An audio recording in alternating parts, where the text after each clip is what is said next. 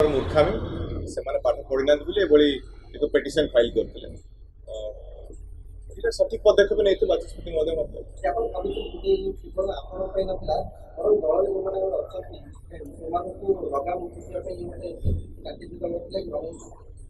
एमती कले कौन लगाम खिंची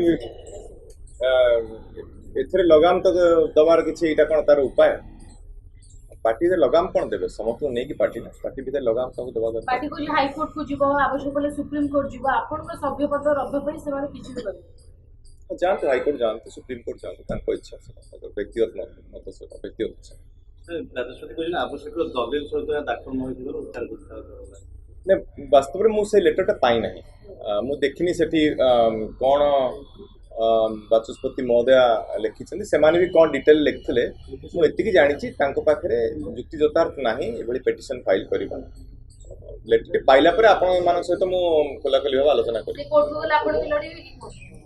जानतु कौन करेंगे देखिए माने से माने भाभी थिले हेई जीवो जे आपण क्रॉस वोटिंग करथिले आपण को अटर क्रॉस वोटिंग होता विधायक को सभी मत होता पर से माने जोर जोर लगे दिले ने तांकर ओडा हार ये हार जीत कथा ना जो वोटिंग आम देलु आम स्वेच्छा वोट देलु एथरे एथरे लीगालिटी अच्छी क्रॉस वोटिंग कले सभी पद जाए ना यहाँ बारंबार आम कही आसु जो मैंने आईन कानून जानी से जानी अଯଥା चर्चा रहा मत लगुच बीजेडी ये कम कर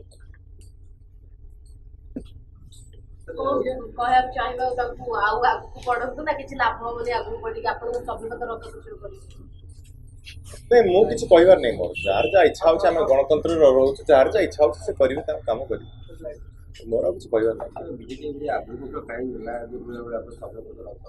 नहीं बीजेडी बोधे मत लगुच कि मूर्खों द्वारा परिचालित होती लज्जाजनक परिस्थिति पहुंची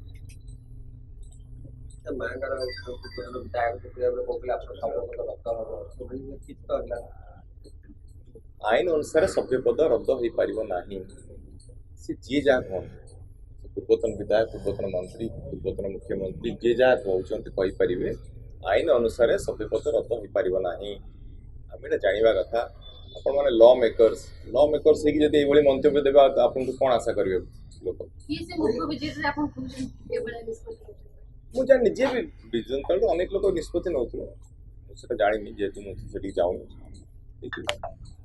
आगे वर्तमान समय विजन तळ कल्याण में कोर्ट को जीवु कोर्ट को तार किछ प्रभाव होइबो ना केवल आदिवासी तांको इच्छा मु जहा कहली गणतंत्र रे जार जा इच्छा से करि परिवे से कोर्ट को जीवा कथा कोर्ट को जा लंबा न्यायिक लड़ाई निश्चय आगामी हाईकोर्ट की जीव हाईकोर्ट सुप्रीम कोर्ट जीव कि लंबा न्यायिक लड़ाई लड़े चाहिए इंटरनेशनल कोर्ट मध्य जापर इच्छा तो इच्छा जहाँ करवा अरे अरविंद को नेक्स्ट स्टेप कौन हम कौन एमती रहिबे ना बीजेपी रे जोग देबे कौन करबे ता ऊपर भी पर्दा हटि पाबे बर्तमान नेक्स्ट स्टेप रो किछि समय आसीनी नेक्स्ट स्टेप रो समय आसीबो तापर निष्पत्ति नेबी आपण मान सहित आलोचना मध्य नेक्स्ट स्टेप रो समय बिल्कुल भी आसीना बर्तमान मुझे जहाँ कही मु 2 वर्ष पूर्ति पालन कली मोर विधानसभा शपथ नेबार एवं आम ग्राम बासभवन ठारे मु गोटे प्रेस कॉन्फ्रेंस करी कौन कौन काम कर खोलाखोली भाव देखी कही गणमाध्यम तो मो कम जोटा मुझे चली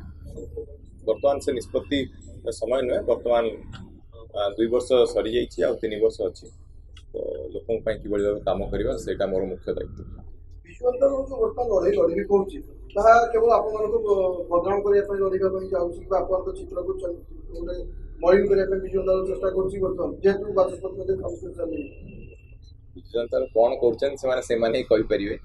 कर आभिमुख्य कौन से पचारे ठीक हो सर द्वारा जेतु आपण ताको सपक्ष रे वोट देथिले जे ए खारज निष्पत्ति भी आपण सपक्ष रे आसीबा सुनिश्चित थिला मु ताको आंको कहा सपक्ष रे वोट दे मुझे स्वाधीन प्रार्थी सपक्ष में भोट देती मुझे जड़े व्यक्ति को भोट देती मु सरकारी दलर कौन जो माने नॉमिनेटेड पर्सन थिले मुझे भोट दे ना मुझे जड़े लोक भोट देती खोलाखोली भाव कहूँ आपण कहले कि फर्स्ट स्टेप रे बर्तमान विजु जनता दल पराजय हला आपण को सभ्य पद फर्स्ट स्टेप विजु जनता दल पराजय हला विजु जनता दल मु कहा से लड़ू नथली पराजय जयर एथि कथा कोन मु कहा तो लड़ू नथली मु 2024 मसिया लड़ती इलेक्शन जीतिकी आसी ଏବଂ ଲୋକଙ୍କ କାମରେ ଲାଗିଛି। ଆପଣଙ୍କୁ ବିଜେଡି ଘୋଡ଼ାର ଆଖ୍ୟା ମଧ୍ୟ ଘୋଡ଼ା ହାତୀ ଯାହା କହିପାରିବେ କିଛି କୁହନ୍ତୁ, କିନ୍ତୁ ଯେହେତୁ ସିଏ ତାଙ୍କ ଦଳର ଯାହା ଆଭିମୁଖ୍ୟ ସେଟା କାର୍ଯ୍ୟ କରନ୍ତୁ, ମୁଁ ତା ଉପରେ କିଛି ମନ୍ତବ୍ୟ ଦେବି।